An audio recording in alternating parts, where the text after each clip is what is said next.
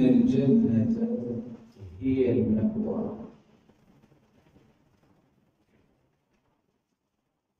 لائق تکریم سامعین مکرم، اللہ عز و جلال ہم سب کے خالق و مالک اور رازق ہے۔ اس کا بے پناہ احسان ہے جس نے ہماری رشد و ہدایت کے لیے قرآن مجید جیسی نعمت سے ہمیں نوازا،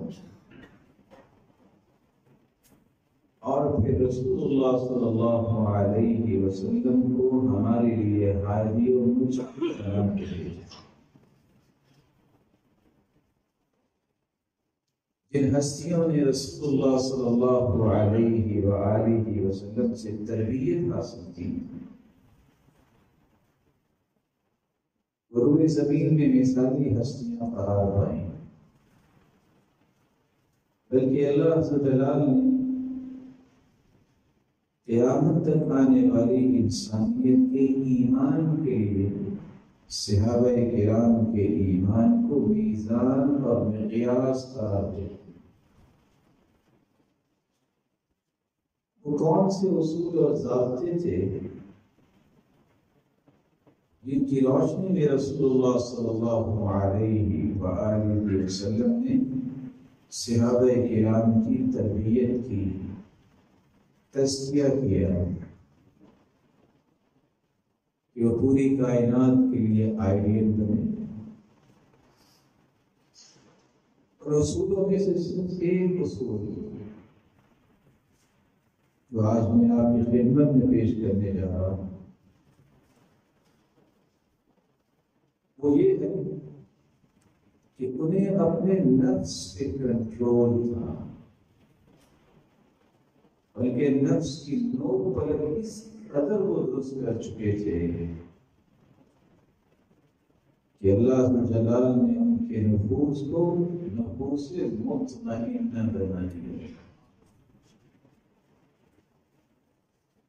نفس کس کو کہتے ہیں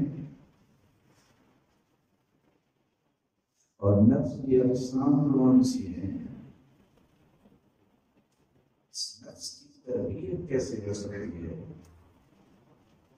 اور اگر کسی کی خواہش اور تمنا یہ ہو کہ مجھے بھی نفس سے مطمئنہ نصیب ہو جائے، اس کے آبا کو نصیب، تو پھر اسے کون کون سے کام کرنے ہوں گے؟ اللہ یہ نعمت اسے آزاد کر دے۔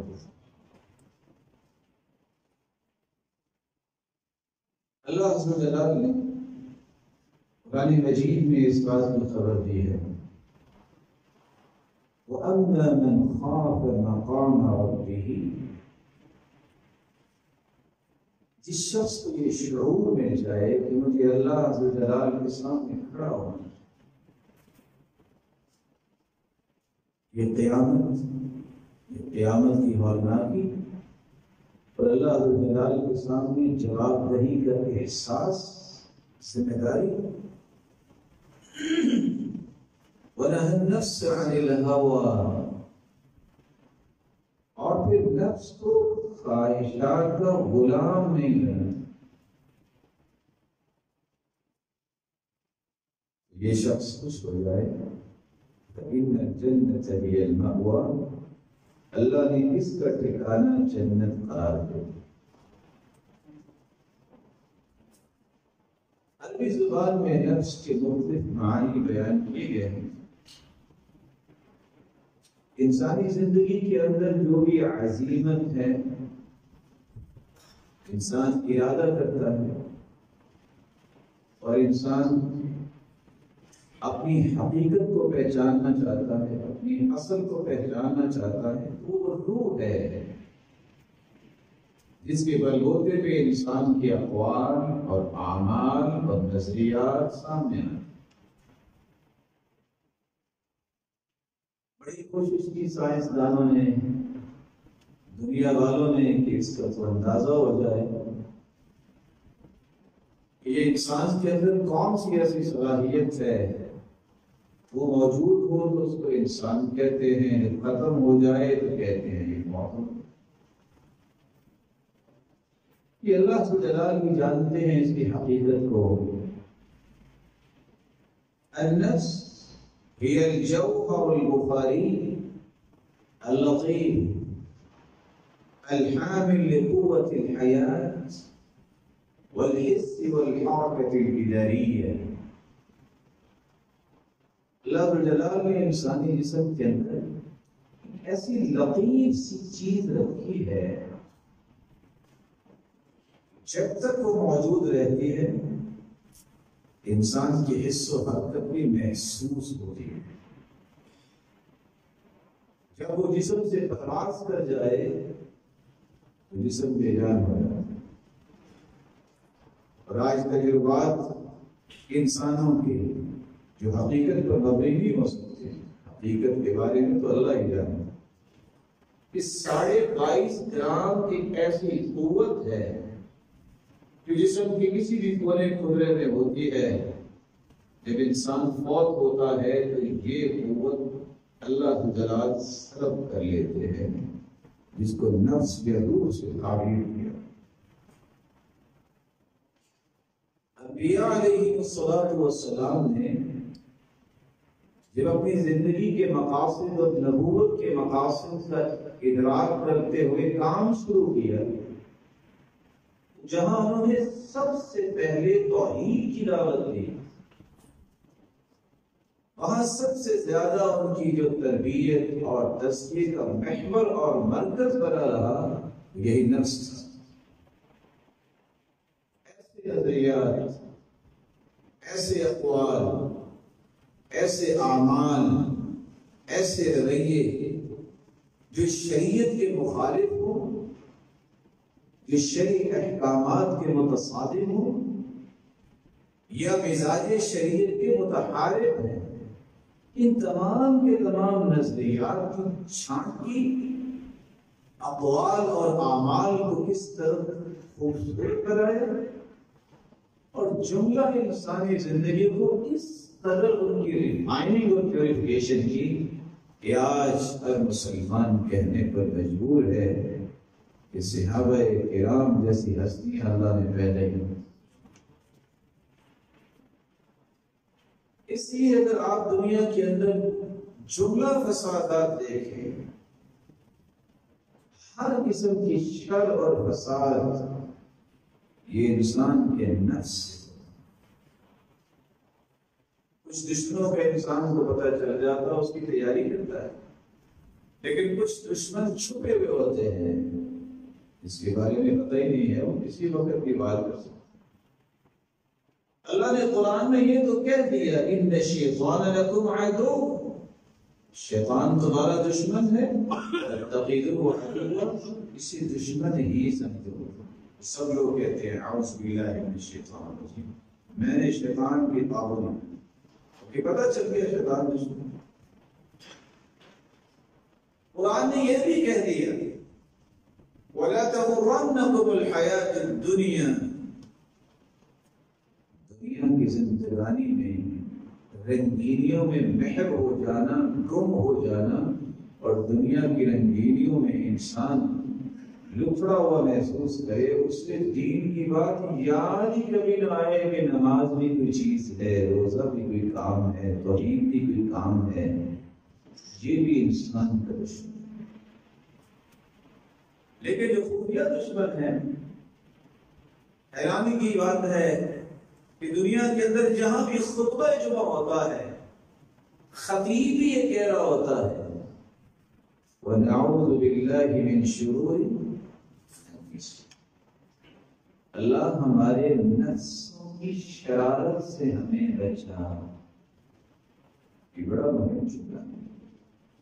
انسان جو اپنے نفس کی شرارت سے بچ جائے، جتنا بھی ملوث معاشرہ ہو جائے، برا معاشرہ ہو جائے، نیک لوگ پھر بھی موجود ہیں۔ جتنا بھی انسان نیک ہو، جب تک اللہ جلال اس کے نفس کی شرارت سے اسے محفوظ نہیں کرتے، وہ برائیوں سے محفوظ نہیں ہو سکتے۔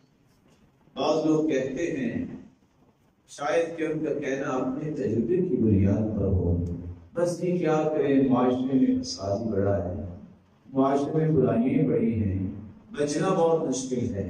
میں ان کی خدمت میں بڑے ادب سے قرآن کی آیت پیش کروں گا تاکہ ان کا نظریہ بدل جائے، وہ اصلاح کے لیے تیار تو ہوں۔ وہ سب سے بڑی حجت یہ پیش کرتے ہیں معاشرہ ایسا ہے، من بین فوق ودم لبنا خالصا سائغا للشاربین، جو مالک گوبر اور خون کے درمیان سے خالص دودھ نکال کے تمہیں دے سکتا ہے، وہ غلط معاشرے میں صالح انسان بھی پیدا کر سکتا۔ مکہ میں کتنے لوگ توحید والے تھے جب اللہ کے رسول صلی اللہ علیہ وسلم نے اعلان کیا؟ کون سی برائی نہیں تھی مشرکوں میں، لیکن اللہ نے وہاں پہ ہیرے پیدا کیے۔ انہیں ہیروں کی چمک ہی پھر دنیا کے کونے کونے میں پہنچی۔ تو بہانے بنانا چھوڑ دینا چاہیے مجھے بھی اور آپ کو، کام کرنا چاہیے، کوشش کرنی چاہیے، دعا کرنی چاہیے، راستے اللہ بناتا ہے۔ تو مت کہیے کہ معاشرہ ایسا ہے، بس یہ کیا کریں، حالات ایسے ہیں۔ حالات بھی آپ ہی بنائیں گے، معاشرہ بھی آپ بھی، ایک ایک اکائی اور ایک ایک عنصر سے معاشرہ بنتا ہے، آپ بھی تو معاشرے کا حصہ ہیں۔ ہر انسان اپنی اپنی جگہ پہ جب درست ہونا شروع ہو جائے تو کسی کو کہنے کی ضرورت نہیں پیش آئے۔ رسول اکرم صلی اللہ علیہ وآلہ وسلم نے دو آیتیں صحابہ کو سمجھا دی، ان دو آیتوں کو ہمیں بھی سمجھنا ہو۔ وَيُكَفِّرُ عَنْهُمْ سَيِّئَاتِهِمْ، جب انسان نفس کی شرارت سے بچ جاتا ہے، اور بچتا کیسے ہے؟ اپنے آپ کو اللہ کی پناہ میں دے، اللہ کے حوالے کر کے، اللہ کے سپرد کر دے، میرے مالک میری کوئی طاقت نہیں ہے، تیری توفیق نہ ہوئی تو میں ایک سجدہ بھی نہیں کر سکتا۔ اللہ ذو جلال صرف اصلاح نہیں کریں گے، جو پچھلی کوتاہیاں اور کمیاں ہیں سب سے پہلے تو اس کی خوشخبری اللہ دیں گے، وَيُكَفِّرُ عَنْهُمْ سَيِّئَاتِهِمْ، ان کے جملہ گناہوں کو معاف کر۔ صرف معافی نہیں ہے، اگر آپ اپنے نفس کو پاکیزہ بنا لیتے ہیں تو انعام دوسرا یہ بھی ملے گا، يُبَدِّلُ اللَّهُ سَيِّئَاتِهِمْ حَسَنَاتٍ، میرے بندے آئندہ تو جو تمہیں نیکیاں کرنی ہی کرنی ہے شروع ہو جاؤ، لیکن ایک خوشخبری بھی ساتھ رکھنا، جو پچھلے سالوں میں گناہ کر چکے ہو، کیونکہ تم نے توبہ سچی کر لی ہے، میں نے ان برائیوں کو بھی نیکیوں میں کنورٹ کر دیا۔ اب سکون سے صبر کرو، برائیوں کا بوجھ بھی ختم، بلکہ وہ بوجھ جو ہے وہ خوشیوں کا بوجھ بنا، جو انسان کو پش کرتا ہے، آگے نیکی کی طرف لے کے چلتا ہے۔ لیکن یہ اس وقت تک نہیں ہوتا جب تک میرے بھائی میرے اور آپ کے نفس کی اصلاح۔ وَنَعُوذُ بِاللَّهِ مِن شُرُورِ أَنفُسِنَا، اے اللہ ہم تیری پناہ مانگتے ہیں، ہمارے نفسوں کی شرارت سے ہمیں محفوظ۔ کسی طرف کہا کرتے وَمَنْ عَجَزَ عَنْ أَدَبِ نَفْسِهِ كَانَ عَنْ أَدَبِ غَيْرِهِ أَعْجَزَ، جو بندہ اپنے نفس کی اصلاح نہیں کر سکتا وہ دوسروں کی اصلاح کر سکتا ہے؟ کبھی نہیں ہو سکتا۔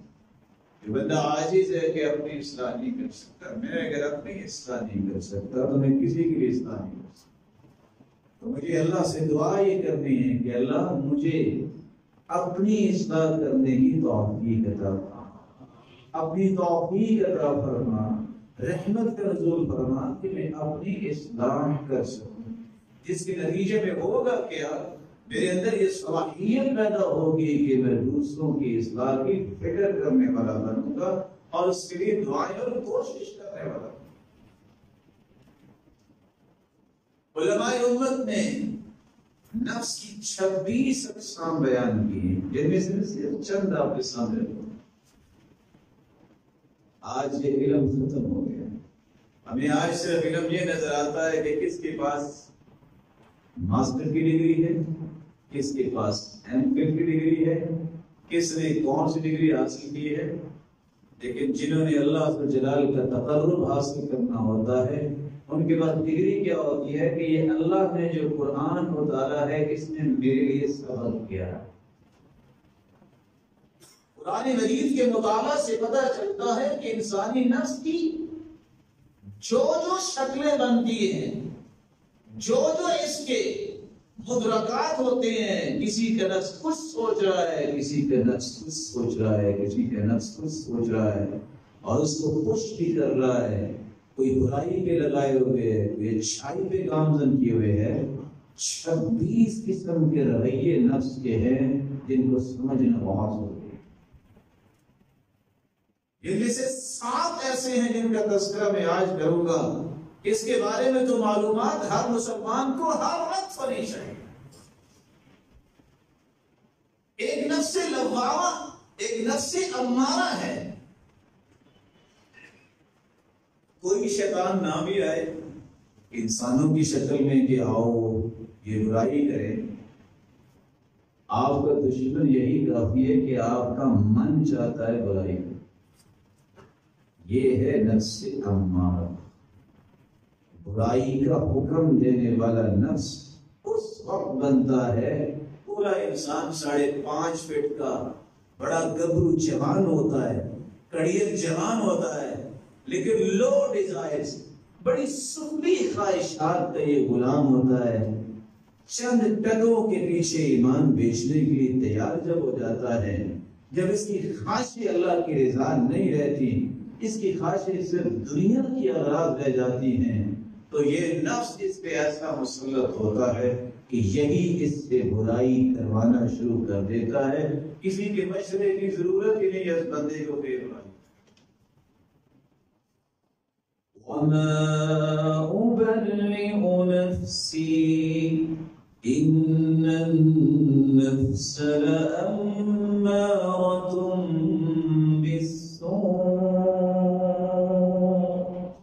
إِلَّا مَا رَحِمَ رَبِّي۔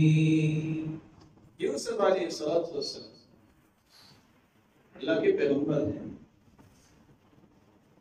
ان کی پاکیزگی کو قرآن نے بیان کی، وہ بھی اس بات کو بیان کر رہے ہیں، وَمَا أُبَرِّئُ نَفْسِي إِنَّ النَّفْسَ لَأَمَّارَةٌ بِالسُّوءِ إِلَّا مَا رَحِمَ رَبِّي۔ اللہ نے پیغام اس قصے میں کیا دیا ہے؟ اللہ کی رحمت شامل حال نہ ہو تو کوئی بندہ نفس کی شرارت سے نہیں بچ سکتا۔ یہ نفس انسان کو برائی کی طرف لے جاتا، اور نفس امارہ کہتے ہی اس کو پہچان ہے کہ میں نے کام کیا کرنا ہے۔ وَهِيَ الَّتِي تَعْرِفُ مَا يَجِبُ عَلَيْهَا وَتَأْمُرُ بِغَيْرِهِ۔ یہ علم ہوتا ہے کہ نیکی کیا برائی، لیکن ہمیشہ نیکی کے برخلاف انسان کو جو نفس تیار کرتا ہے اس کو نفس امارہ کہتے ہیں۔ اور یہ نفس امارہ انسان پہ مسلط کب ہوتا ہے؟ جب انسان کی زندگی کا کوئی ہدف نہ ہو، اس نے قیامت کے بارے میں اور اپنی آخرت کے بارے میں کوئی پلاننگ نہ کی، کوئی نیت نہیں ہے کہ میں نے جنت میں درجہ لینا ہے، میں نے دنیا میں بہترین انسان بننا ہے، میں نے اللہ کی رضا حاصل کرنی ہے۔ آپ دنیا میں بڑے بڑے لوگ دیکھیں گے وہ بیچارے اسی نفس سے غلام بن کے کوئی کام نہیں کرتے، کوئی کام کر بھی رہا ہے، اگر کہیں اس کا وار ہو جائے وہ کرتا کرتا رک جاتا ہے۔ کیوں؟ یہ نفس ایسی زنجیریں ڈال دیتا ہے، انسان چلتا چلتا رک جاتا ہے، اس کی سوچ کے دھارے بدل جاتے ہیں اور اپنی برائیوں کی دلیلیں دینا شروع کر دیتا ہے۔ رسول اکرم صلی اللہ علیہ وآلہ وسلم نے فرمایا تھا، اللہ عز و جلال کبھی کسی قوم کو ہلاک نہیں کرتے جب تک وہ اپنے گناہوں کے دلائل نہ کھڑنے لگتے۔ وہ دلائل تو اللہ نے قرآن میں نیکیوں کے اتارے ہیں، اللہ کے رسول نے دلائل دیے ہیں کہ اچھی زندگی کیسے گزارنی ہے۔ کبھی گناہ کی بھی دلیل دینی چاہیے کہ میں گناہ کیوں کر رہا ہوں، میری مجبوری تھی، اللہ سبحانہ جلال میری اور آپ کی اصلاح۔ دوسرا لفظ جو انسان کو زیادہ پریشان کرتا ہے نفس ظالمہ، ظلم کرنے کا مزاج اور فکر جو ہے، ظلم پر مشتمل اقوال اور گفتگو جو ہے، اور ایسے رویے جو ظالمانہ ہوتے ہیں، یہ یاد رکھیے گا یہ اللہ عز و جلال کی حدود کو کراس کرنے والا یہ نفس ہے، جس کے بارے میں علماء سلف کا فیصلہ سنیے گا، النفس الظالمہ التي لا تكون على الحق۔ پوری زندگی یہ بندہ حق پہ قائم نہیں ہو سکتا جو ظلم ہے۔ ظلم کا مطلب مار پیٹ ہی نہیں ہے اکیلی، شرک سب سے بڑا ظلم ہے، ان الشرک لظلم عظیم۔ اللہ عز و جلال کے بارے میں نظریات اور افکار انحراف والے بن جائے، یہ بہت بڑا ظلم۔ انبیاء اور رسل کی عظمت اور صحابہ کی عظمت سے نعوذ باللہ کوئی منکر ہو جائے، اس سے بڑا کوئی ظالم نہیں۔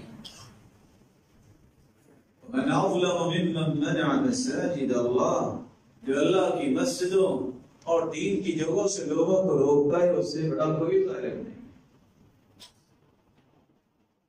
ایک ظلم یہ ہے کہ آپ کسی انسان پہ کرتے ہیں، وہ بھی ظلم ہے، اس کا بدلہ دینا پڑے گا۔ حتیٰ کہ حدیث کہتی ہے کہ سینگوں والی بکری نے اگر ٹکر ماری ہوگی ایسی بکری کو جس کے سینگ نہیں ہے، قیامت کو کس کا بھی بدلہ اللہ دے گا۔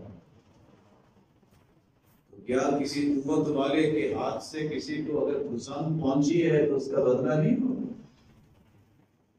آپ بس اوقات اپنے اوپر بھی ظلم کر رہے ہوتے ہیں، بچوں پہ ظلم کر رہے ہوتے ہیں، بیوی پہ ظلم کر رہے ہوتے ہیں، یہ بھی بہت بڑا ظلم۔ اللہ عز و جلال نے آپ کو اولاد نعمت دی ہے، اس اولاد کو نماز نہ پڑھانا بلکہ کہنا یہ برائی کر کے آؤ، اس سے بڑا ظالم ہوا۔ اسی کو اللہ عز و جلال نے نمازی بیوی عطا کی ہے، اس کو حق سے بے جان اس طرح رکھنا کہ جانور ہے، نہیں تم ماں سے مل سکتی، نہیں تم بہنوں سے مل سکتی، نہیں تم کہیں جا سکتی، نہیں آ سکتی۔ کیا اس ظلم کا حساب نہیں دینا پڑے؟ یہ زندگی ہے، اور حجت یہ ہوتی ہے میری پرائیویسی ہے۔ یہ پرائیویسی جو ہے 1400 سال پہلے بھی تھی کہ نہیں تھی؟ دنیا جہان کی حیات کو اکٹھا کیا جائے تو محمد مصطفیٰ کے گھرانے کی حیات کا مقابلہ نہیں کر سکتا۔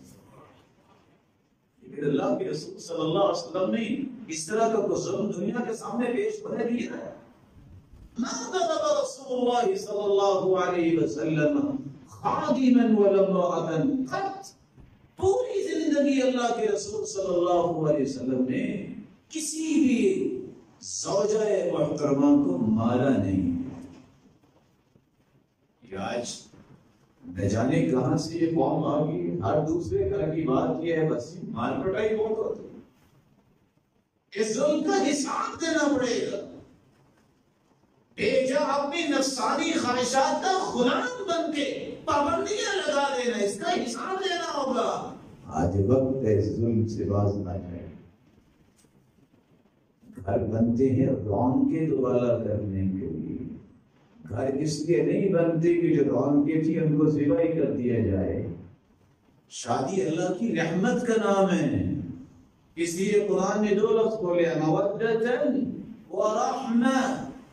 جوانی میں محبت غالب ہوتی زوجین کی، ذرا عمر بڑی ہو جائے تو رحمت غالب ہوتی، دوسرے کا احساس بڑھ جاتا ہے۔ یہ کون سا احساس ہے کہ جیسے ہی بچے جوان ہوں اور منٹ لگتا ہے طلاق دینے پہ، کس بات پہ؟ کہ چھوٹی سی بات۔ اس بندے کا ضمیر یہ برداشت کر گیا ہے کہ میں اپنی زندگی کے 5 سے 10 سے 15 سے 20 سال ایک گھر کو چلانے کے بعد 1 منٹ میں ختم کر سکتا ہوں۔ آپ اس بندے کی ذہنیت کا اندازہ کر سکتے ہیں کہ وہ دین کے بارے میں کتنا سوچ۔ ظالم کبھی حق پہ نہیں آ سکتا، اس لیے اللہ سبحانہ نے فرمایا انی حرمت الظلم علی نفسی، اور میرے بندوں میں نے ظلم کو اپنے اوپر حرام قرار دے دیا ہے۔ فلا تظالموا، تم آپس میں بھی ظلم نہ کرنا۔ کسی نے ہاتھ سے مارا ہے، کسی نے گالی دی ہے، کسی نے بہتان لگایا ہے، کسی نے مال چھینا ہے، کسی نے قتل کیا ہے، یہ پانچوں ظلم ایک حدیث پہ آئے ہیں۔ قیامت کو بندہ آئے گا، نمازی بھی ہوگا، روزے دار بھی ہوگا، صدقہ بھی کرتا ہوگا، لائن لگی ہوگی اس حقوق لینے والوں، حقوق کہاں سے دے گا؟ اللہ اس کی نیکیاں اسے پکڑ پکڑ کے دے گا۔ وَإِنْ فَنِيَتْ حَسَنَاتُهُ قَبْلَ أَنْ يُقْضَى مَنْ عَلَيْهِ، ابھی حقوق لینے والوں کی لائنیں لگی ہوں گی، اس کی نیکیاں ختم ہو جائیں گی۔ اللہ عز و جلال کیا کریں گے؟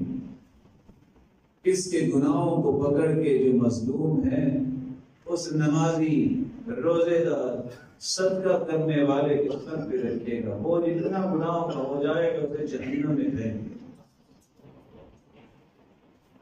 کبھی زندگی میں ظلم کی خواہش نہ کیا کرے۔ مومن ہمیشہ مومن کے بارے میں حسن ظن رکھتا ہے، بدگمان نہ ہوا کرے۔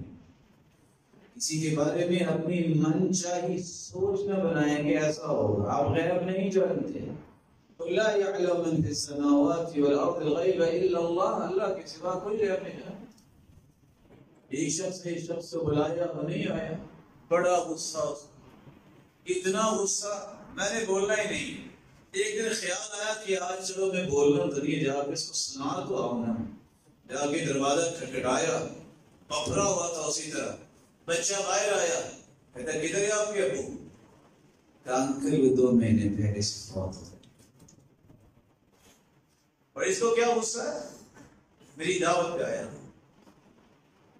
کس قدر شرمندگی کا یہ پہلو ہے کہ ایک شخص آپ کی دعوت سے پہلے فوت ہو چکا ہے، اور آپ کا شیطان اس قدر آپ کے مسلط ہے اور آپ کو کہہ رہا ہے کہ اس نے میرے ساتھ زیادتی کی۔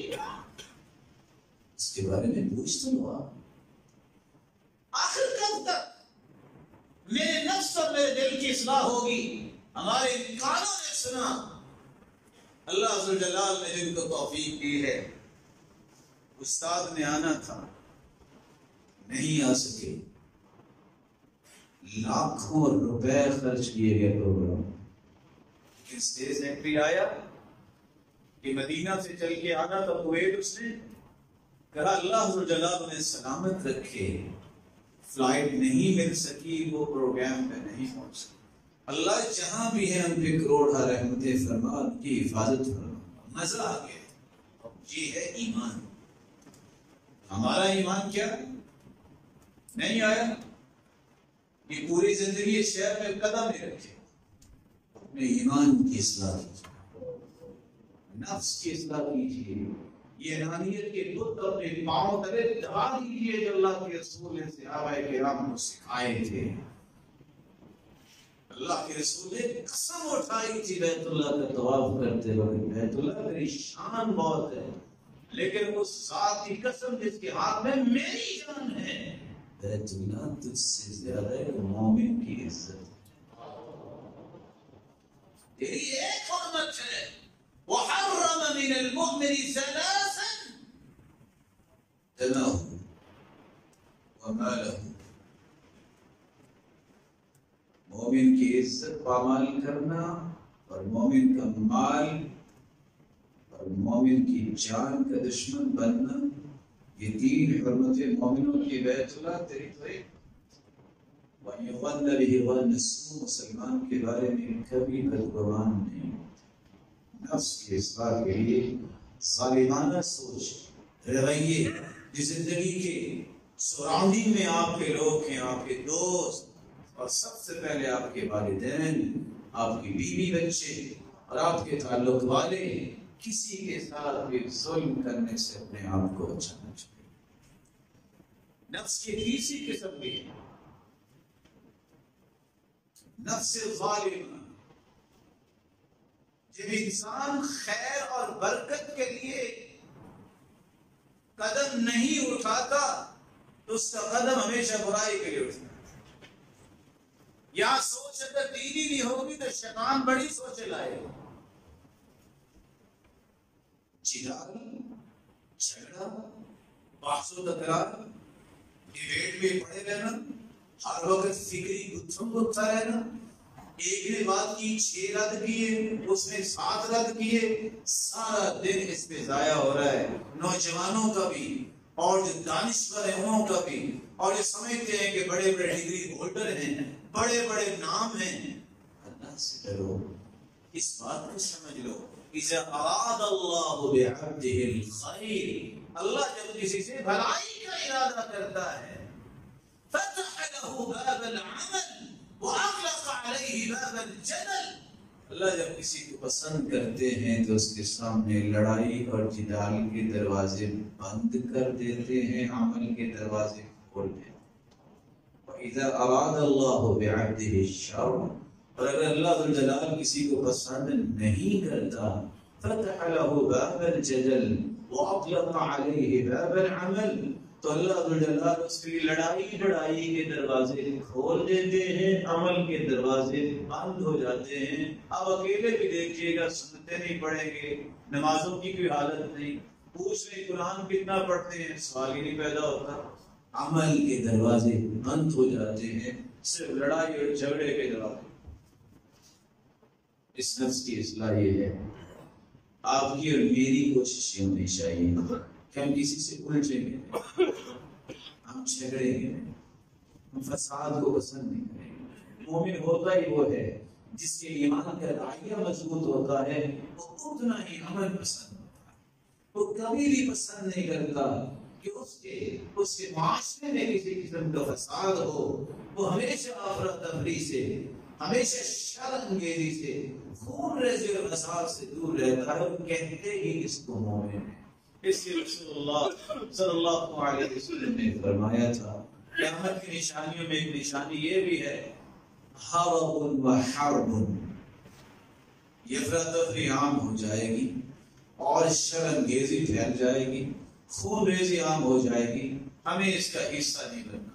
اگر اس نفس کی اصلاح کرنی ہے، جہاں بھی جھگڑے، فساد اور جنگ و جدال کی بات ہو، وَإِذَا خَاطَبَهُمُ الْجَاهِلُونَ قَالُوا سَلَامًا، بھائی میں معذرت، میں جھگڑا نہیں، سمجھ آپ کو میری بات نہیں ہے، میں معذرت خواہ ہوں، اللہ سے دعا کروں گا کہ میرے اندر صلاحیت پیدا کرے، میری اصلاح کرے کہ میں آپ کو سمجھا سکوں، یا میری اللہ جلال اصلاح کر دے اگر میں کسی غلط پہ کھڑا ہوں۔ یہ ہے مومن بندے کا نفس، فوراً اپنی غلطی کو تسلیم کر لینا اور اللہ کے حوالے کر دینا، اور جنگ و جدال کے لیے اور بحث و تکرار کے لیے تیار ہو جانا۔ یہ نفس مجادلہ جو ہے، جدال کرنے والا، یہ انسان کو کسی وقت کسی طرف بھی لے جا سکتا ہے۔ نفس کی چوتھی حیثیت بھی ہے النفس المجزیہ، فیصلے اللہ کے ہیں، کون جنتی ہے کون نہیں۔ لیکن بعض لوگوں کا مزاج اتنا ترش ہو جاتا ہے، چھوٹی سی بات بھی کافر، جہنمی، ملعون۔ آپ کو کس نے حق دیا ہے کسی کو جہنمی کہنے کا؟ یہ بدلہ دینا اور طے کر لینا کہ اس کو بدلہ کیا ملنا ہے، آپ کی صلاحیت کیا ہے؟ میری اور آپ کی یہ بہت بڑی کمزوری ہے کہ ہم فیصلوں پہ اتر آتے ہیں۔ فیصلے اللہ کے ہیں، اللہ کو کرنے دیں، ہمارے ذمہ کام ہے، عمل ہے، ہمیں عمل کرنا چاہیے۔ اللہ کے فیصلوں کو اپنے ہاتھ پہ نہ لیجئے۔ جس طرح دنیا میں قانون کو ہاتھ لینے والا جو ہے وہ پچھتاتا ہی رہتا ہے، مار کھاتا ہی رہتا ہے اور تڑپتا ہی رہتا ہے، یاد رکھنا جس نے اللہ کے فیصلوں کو اپنے ہاتھ میں لیا، کہیں قیامت کو یہ حالت نہ بن جائے، وہاں تو کوئی پوچھنے والا بھی نہیں ہو، یہاں تو پھر بھی خلاصی ہو جائے گی، وہاں تو کوئی پوچھنے والا نہیں ہو۔ قرآن مجید میں اللہ عز و جلال فرماتے ہیں،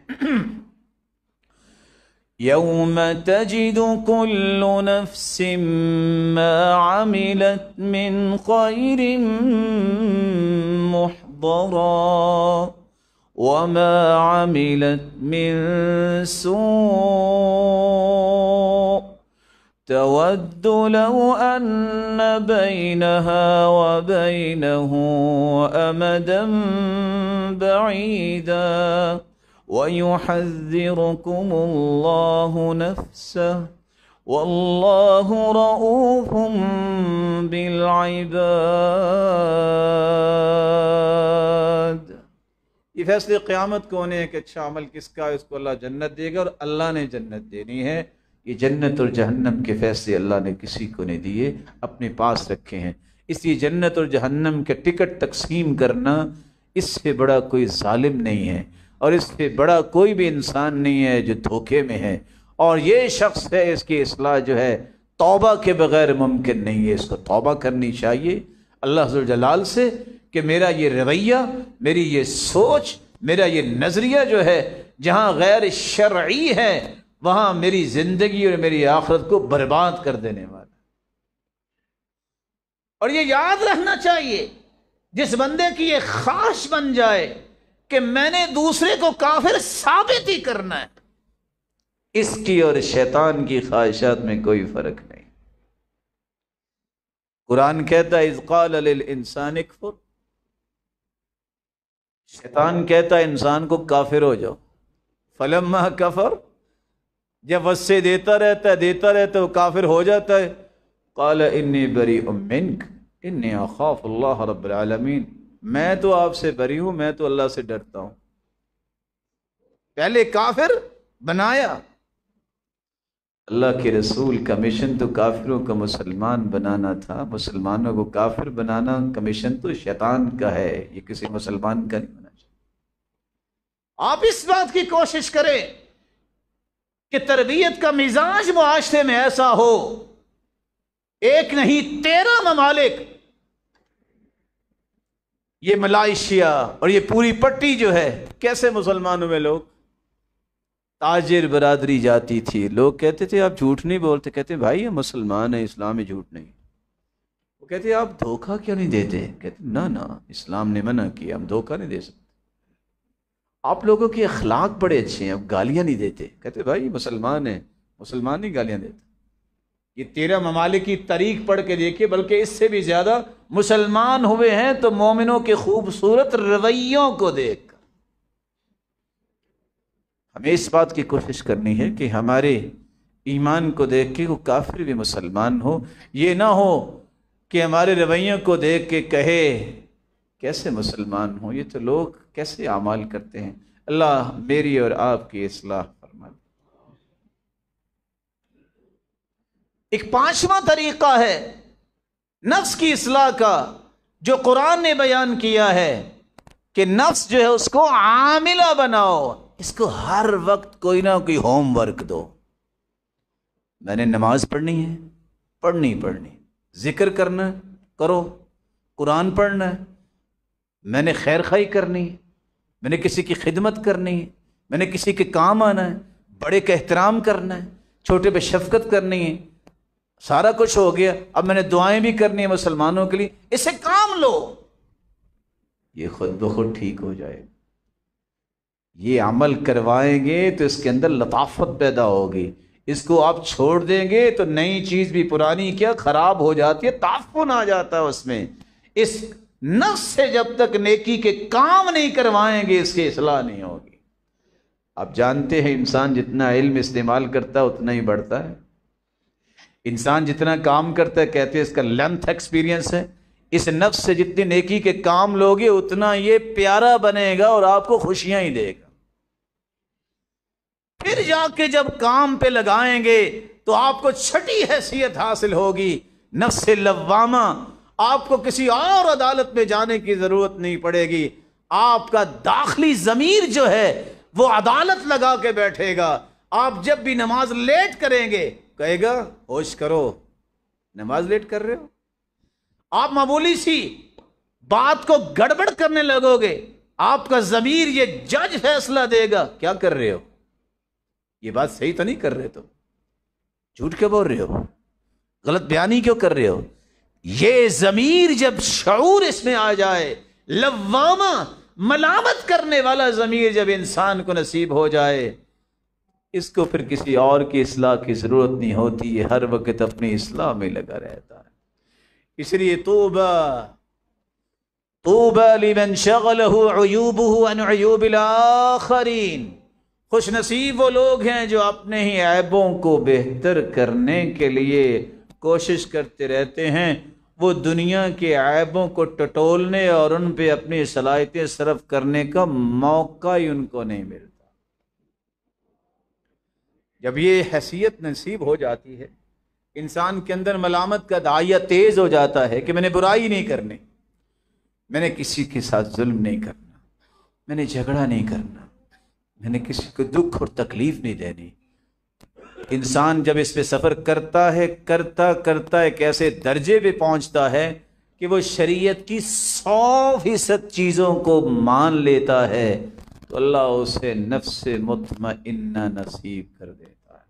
اور نفس مطمئنہ کا معنی ہی یہ ہے کہ اللہ ذوالجلال کے دین پر 100% مطمئن ہونا۔ میں ٹھیک نہیں ہوں، جو اللہ اور اس کے رسول نے فرمایا ہے یہی بات ٹھیک ہے اور مجھے اس کے مطابق زندگی گزارنی ہے۔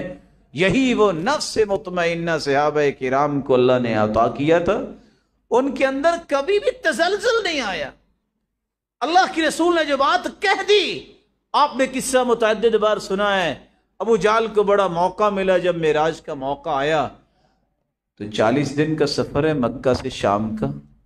جب اس نے سنا کہ رسول اللہ صلی اللہ علیہ وسلم فرما رہے ہیں کہ میں نے راتوں رات بیت المقدس میں بھی گیا، آسمانوں کی سیر کی، تو وہ بڑا خوش ہوا کہ جھٹلانے کا اچھا موقع ہے۔ آ کے سیدنا ابوبکر صدیق رضی اللہ تعالیٰ عنہ سے کہنے لگا کیا خیال ہے کہ راتوں رات بیت المقدس جا سکتا ہے؟ کہتے ہیں نہیں، ایسا تو نہیں ہو سکتا، 40 دن کا سفر۔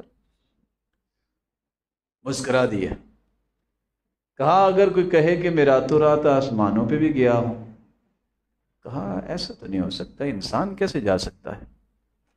کہا لگا کے کہتا ہے جانتے ہو کس نے کہا ہے؟ کہا کس نے کہا ہے؟ آپ کے دوست محمد صلی اللہ علیہ وسلم۔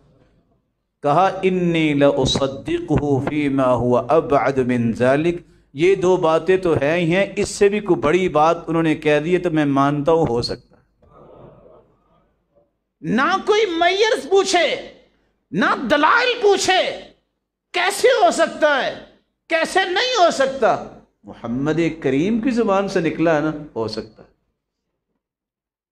عقل کے گھوڑے نہیں دوڑائے۔ یہ عقل کے گھوڑے دوڑانے والا کون تھا؟ ابو جہل، دشمن۔ یہ کیسے ہو سکتا ہے کہ 40 دن کا سفر جو ہے وہ طے کر لے، آسمان پہ جائے؟ لیکن جن کو نفس مطمئنہ اللہ نے نصیب کیا ہوتا ہے، انہوں نے کیا کہا؟ اس سے بھی کوئی بڑی بات ہے تو بتائیے ہو سکتا ہے، کیونکہ محمد مصطفیٰ کی زبان پہ اللہ حق کے سوا کوئی بات جاری کرتے ہی نہیں، ان سے بڑی صداقت اللہ نے کسی کو عطا کی ہی نہیں ہے۔ اللہ ہمیں نفس مطمئنہ نصیب فرمائے۔ مورخین لکھتے ہیں کہ عبداللہ ابن عباس رضی اللہ تعالی عنہ جو فوت ہوئے، جب ان کی نعش پڑی ہوئی تھی تو اچانک سے ایک پرندہ ان کے کفن میں آیا۔ امام ذہبی نقل کرتے ہیں کسی نے نہیں دیکھا، جب ان کا جنازہ اٹھانے لگے تو پرندہ بھی گیا اور یہ آواز آئی یا ایتھا النفس المطمئنہ ارجعی الی ربک راضیۃ مرضیہ فادخلی فی عبادی وادخلی جنتی۔ اے مطمئن جان، اپنے رب کی طرف چلی جاؤ، راضی ہو کے جاری ہو تو رب بھی تجھ پہ راضی ہے، آ جاؤ جنت میں داخل ہو جاؤ۔ اللہ ایسا نفس مطمئنہ ہم سب کو نصیب فرمائے۔ وآخر دعوانا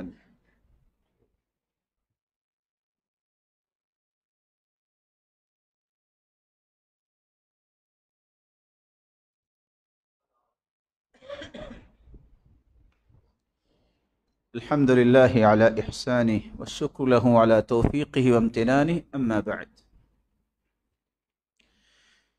اس نفس کی جب تک تربیت نہیں ہوگی اس وقت تک نفس مطمئنہ نہیں بن سکتا۔ طریقہ کار کیا ہے تربیت کا؟ سب سے پہلے آپ اکیلے بیٹھ کے نفس کے عیوب کی پہچان کیجئے کہ میرے اندر عیب کون کون سے۔ ہم ہر روز روک کر چیک کرنے کے لیے تو بیٹھتے ہیں کتنا بچا اور کتنا گیا، لیکن 24 گھنٹوں میں 10 منٹ نہیں نکالتے کہ میری اس وقت ایمانی کیفیت کیسی ہے، میں کہاں کھڑا ہوں، اگر ابھی موت آ جائے تو میرے اگلے حالات کیسے ہوں گے۔ اس لیے علاج کرنے کا طریقہ یہ ہے، اچھے ڈاکٹر ہمیشہ ڈائیگنوز کرتے ہیں، آپ بیٹھ کے اپنے نفس کے عیوب تلاش کیجیے۔ عمر بن عبدالعزیز رحمہ اللہ، انہوں نے جب عدل کی حکومت قائم کی تو کہا لوگ تو اپنی حکومتوں کو بلند کرنے کے لیے جاسوس بناتے ہیں، میرا کوئی جاسوس نہیں ہوگا۔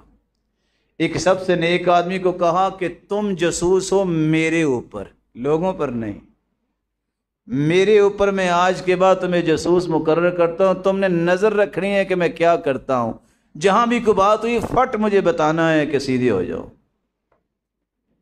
حیرانگی کی بات یہ ہے جس بندے کو اپنے نفس کے عیوب کی پہچان نہیں ہوتی، ساری زندگی بیچارہ وہ چلتا پھرتا ہے، اس کی اصلاح نہیں ہوتی، کیونکہ اس کو نیکی سمجھ رہا ہوتا ہے۔ جب اس کے اندر یہ صلاحیت پیدا ہو جائے کہ یہ اور یہ اور یہ عیب میرے اندر ہے، پھر اس کی اصلاح کے لیے اللہ اسے توفیق بھی دے دیتے ہیں۔ اس لیے سلف صالحین کہا کرتے تھے 5 ایسی چیزیں ہیں جس سے انسان کے اندر یہ صلاحیت آتی ہے کہ اپنے نفس کے عیوب تلاش بھی کرتا ہے اور اس کی اصلاح بھی کرتا ہے۔ نمبر 1، البکاء علی الذنوب۔ جس بندے کے دل کی حالت یہ ہے کہ جب کوئی گناہ ہو، غلطی ہو، یا گناہ پہلے کر چکا، ماضی کی کسی غلطی کوتاہی پر اس سے رونا آتا ہے، اکیلے بیٹھے سمجھ لے کہ اس بندے کی اصلاح بہت جلد ہو جائے گی۔ البکاء علی الذنوب۔ اور دوسری بات، طاعت علام الغیوب۔ جب اس کا یہ داعیہ دل میں پیدا ہو جائے، بہت غلطیاں کر لی، بہت گناہ کر لیے، اب مجھے اللہ کی اطاعت کی طرف آ جانا چاہیے، جب وہ بر وقت نماز پڑھنے کے لیے تڑپتا نظر آئے، قرآن کی طرف لپکتا نظر آئے، اور ہر نیکی کے کام کے لیے اس کے قدم بڑھتے نظر آئیں، خوش ہو جانا چاہیے کہ میں اللہ کے قریب جا رہا ہوں، اب اللہ ذوالجلال مجھے اپنے محبوب لوگوں کی صف میں شامل کرے گا اور مجھے اپنا تقرب نصیب کرے گا۔ اور تیسری بات، وَأَلَّا يَكُونَ لِكُلِّ مَا يَهْوِي رُكُوب۔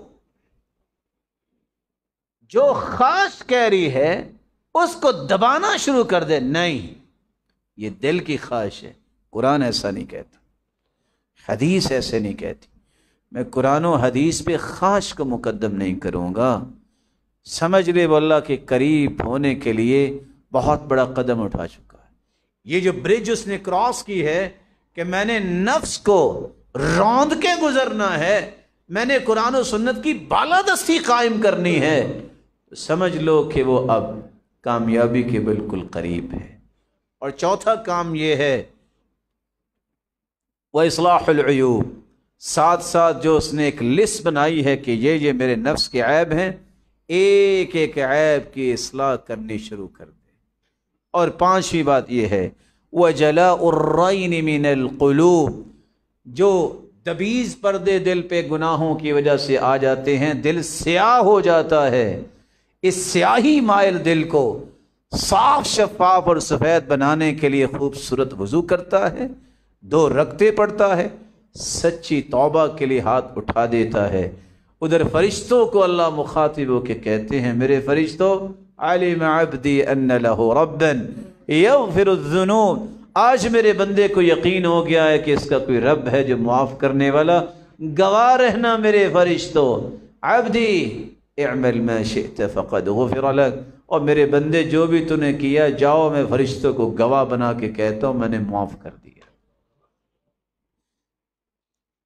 نفس کی اصلاح کے لیے اپنے نفس کے عیوب کو تلاش کیجئے، اس کی لسٹ بنائیں،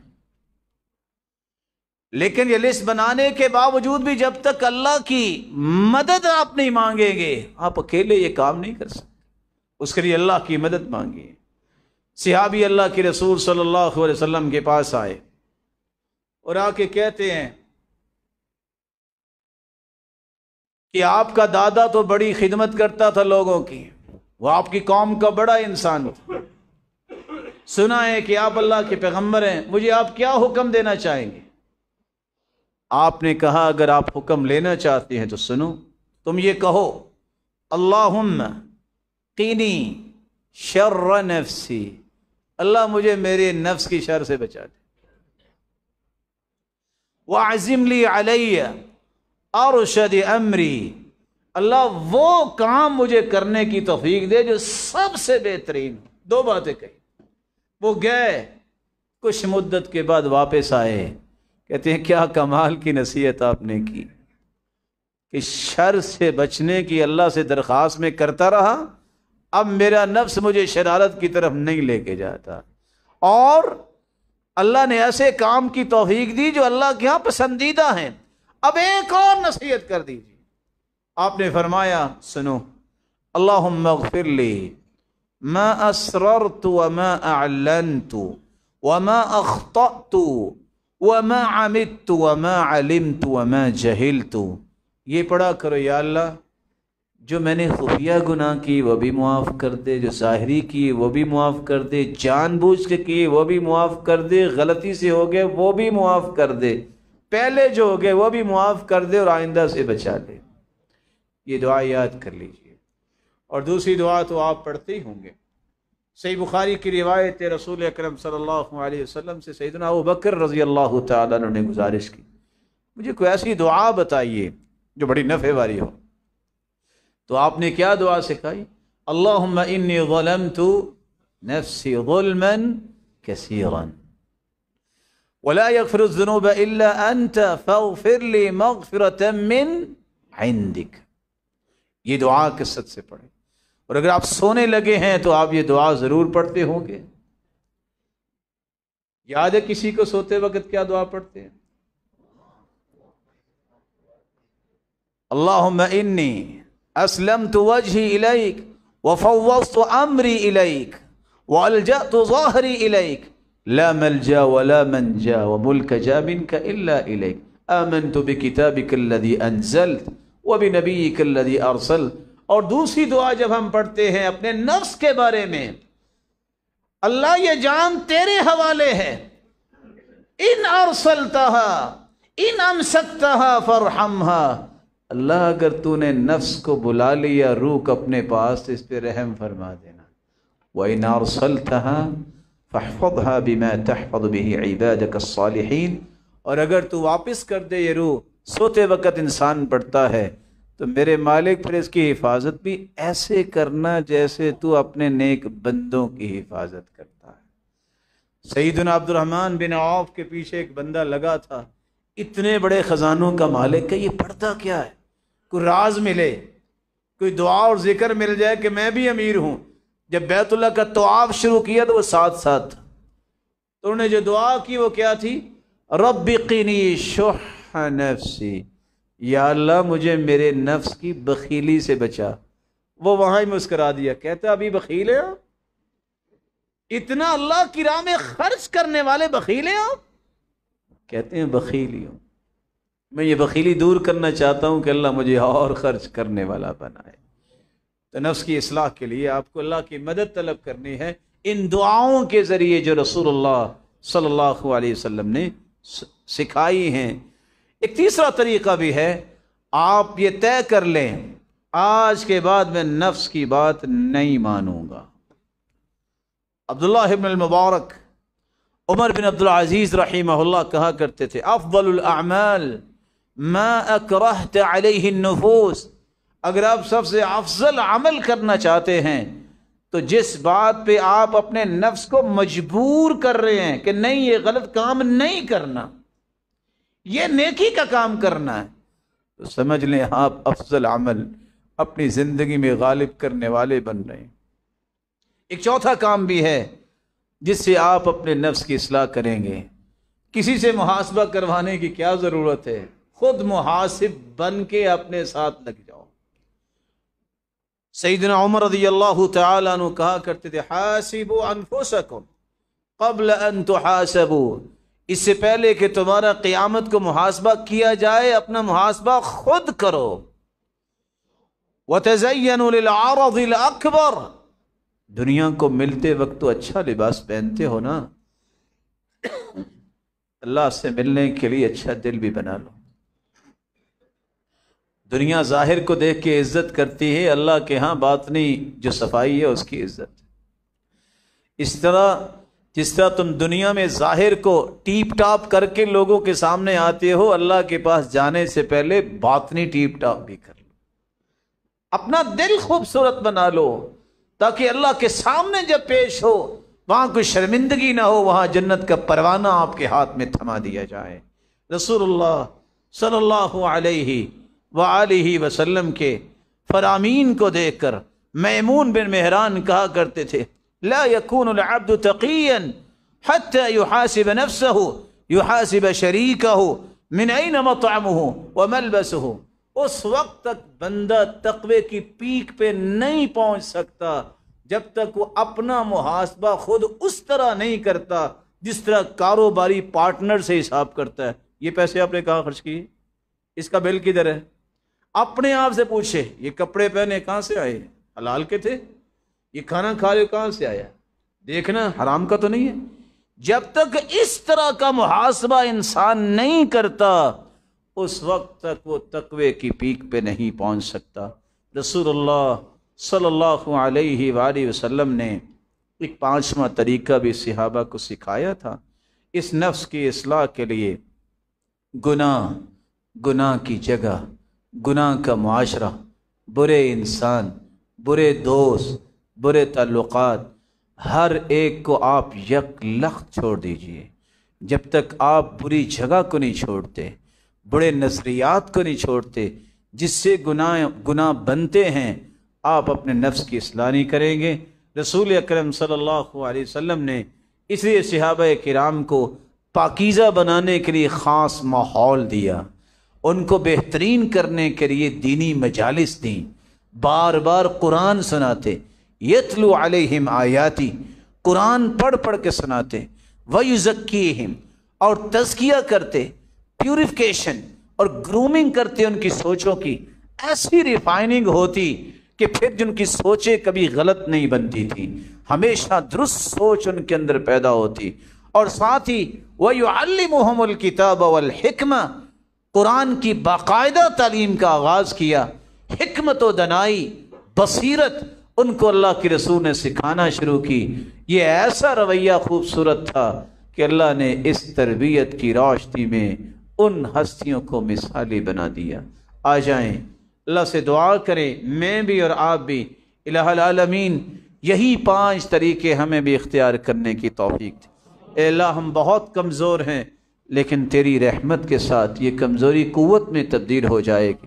تو اپنی خصوصی رحمت کا نزول فرما، اور جتنے یہ روشن چہرے بیٹھے ہیں اے اللہ ان پر جہنم کو حرام قرار دے۔